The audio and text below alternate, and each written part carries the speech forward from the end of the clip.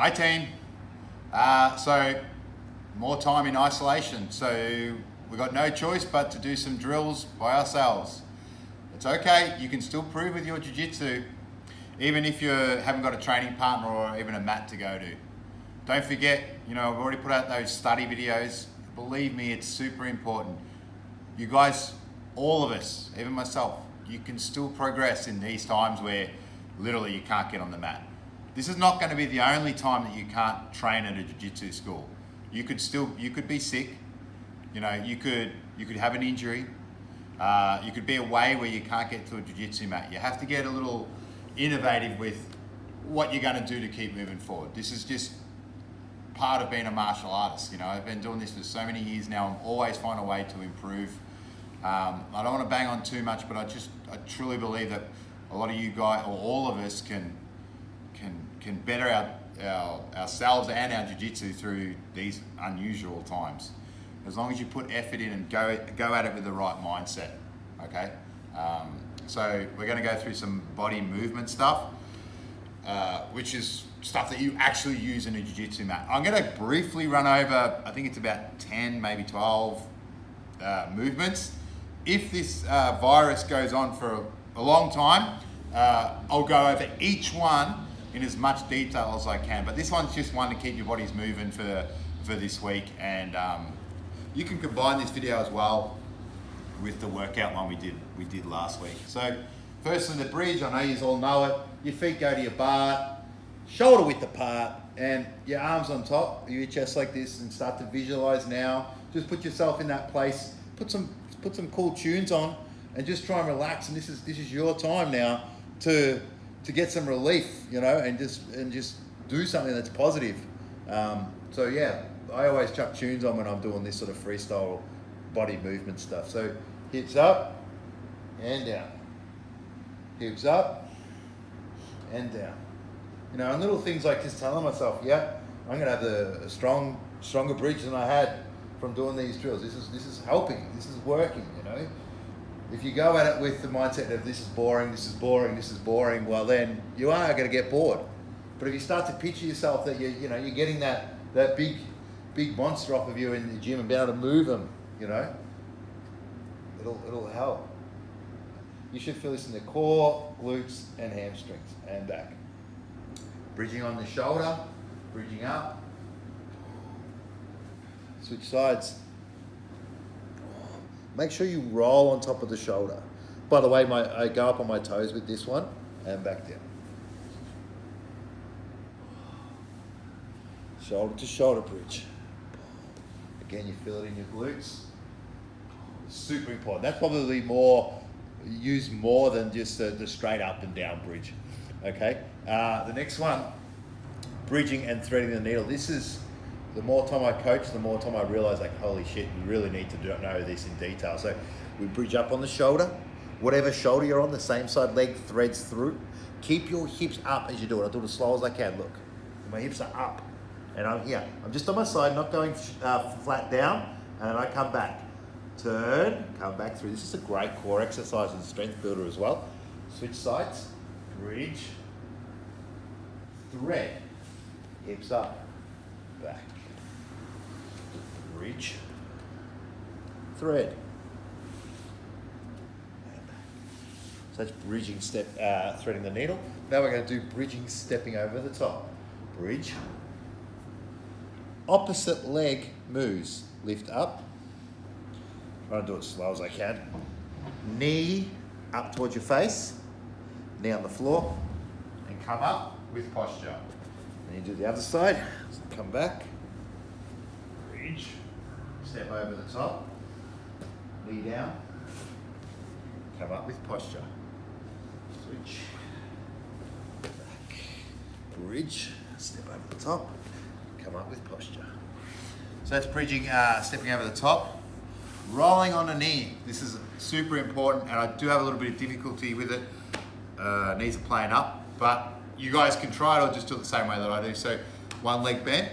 You come up on the 1 foot on the floor, and you want to roll up on that bent knee. So you'll roll up forward on that bent knee. Now, if you can do that without touching the floor with your hands, great. Then you switch sides and come up.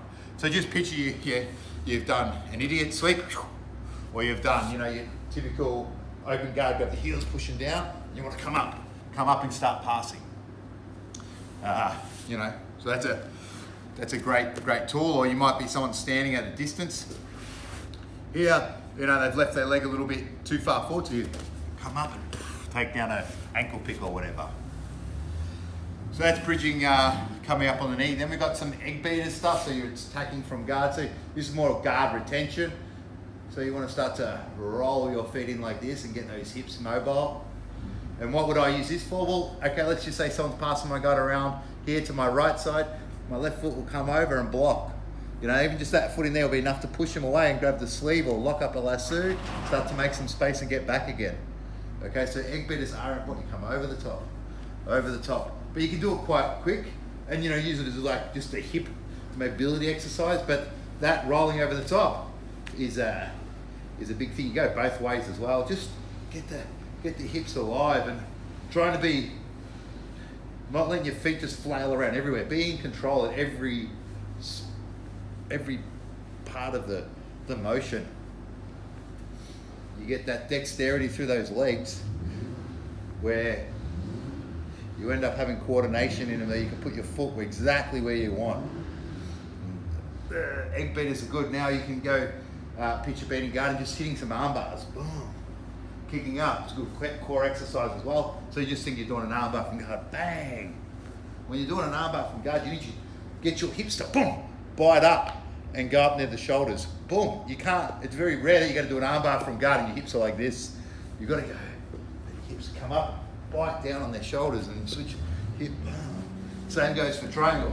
Someone leaves their arm in, it's very rare that your hips can be on the floor and you can lock it up. Generally it's like grabbing the sleeve, no, kick through, oh, kick through, ah, kick through, boom, kick through, boom, kick through, boom. Start to picture those triangles working and shooting for them with your open guard or whatever. Hipscapes. We all know how important the hipscape is, but you don't have to have a mat to do hipscapes and go up. You can do hipscapes in the stationary position. Arms in, take a breath and just hipscapes up the mat, side to side. Sorry, hipscapes in the stationary position, right up the mat. Good. Cool. Now, once you've done that, you can do, so I just got a little list here.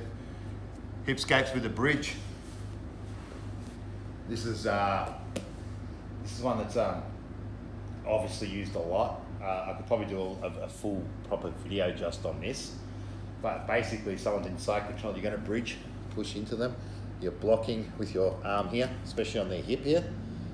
Then you move your hip away. You replace that arm that's blocking with your shin. Move your head away. Now your partner's back here. You can start to lock up a guard. I like to hook their back leg, turn my hip, lock the guard. So things like that I visualize that I'm doing. So I'm like, bridge into them, move my hip away, put my shin in, lock over the top. 1, 2, go. Things like that. So bridging on the shoulder, hip scape, knee, over, round, through. One we did a lot in the kids class before we finished up was a technical stand-up as well. And it is super important, not just for self-defense. You need to be able to get up technically. It's even used a lot in MMA. Like if, you know, one's on the ground, they get up. They don't get up any other way than this. Okay, so it's a good practice as well. So with this, one bent leg, one straight leg, hand behind, lift your hip, lift your leg, your foot touches through, and you come back and into a standing position. So if you can get all these body movements nailed before you get back on the mat, or just improve on them, or get stronger at them, subconsciously you're still training, yeah? Then that with your study online, starting to visualize and throw in a few new techniques or a few little tricks of how you're gonna hold the gi from the guard or whatever, and then you work on your conditioning and your cardio, you could come back on the mat improved, and maybe you've got rid of some injuries as well. So please make sure you keep your head in the game, keep trying to find ways to improve your jiu-jitsu, even if you can't get on the mat. Don't be lazy. You've got to find ways through this. Otherwise it's not ideal for anyone. I miss you so much already. Limitless will be here when we're allowed to reopen. Get your training in today. See you soon.